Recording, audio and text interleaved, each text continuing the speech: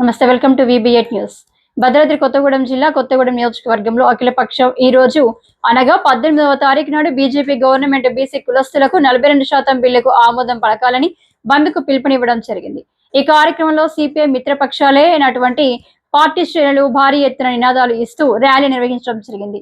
ఈ ర్యాలీలో భద్రాద్రి కొత్తగూడెం జిల్లా సిపిఐ కార్యదర్శి SK Sabeer Pasha, Kothagudem town president, వివిధ పార్టీ శ్రేణులు ఈ యొక్క బంద్ని విజయవంతం చేయడం జరిగింది.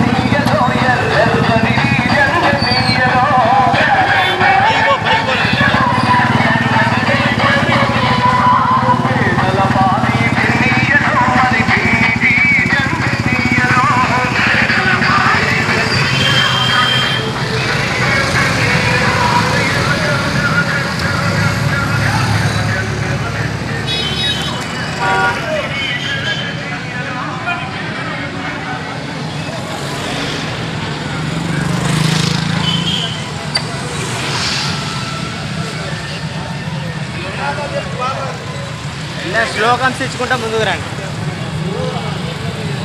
శ్లోకం తెచ్చుకుంటాం. 42% చట్టబద్ధత, బీసీ రిజర్వేషన్లకు చట్టబద్ధత, బీసీ రిజర్వేషన్ల పట్ల బీజేపీ ప్రభుత్వం మండి వైఖరి, బీసీ రిజర్వేషన్ల పట్ల బీజేపీ ప్రభుత్వం మండి వైఖరి, బీజేపీ ప్రభుత్వం మండి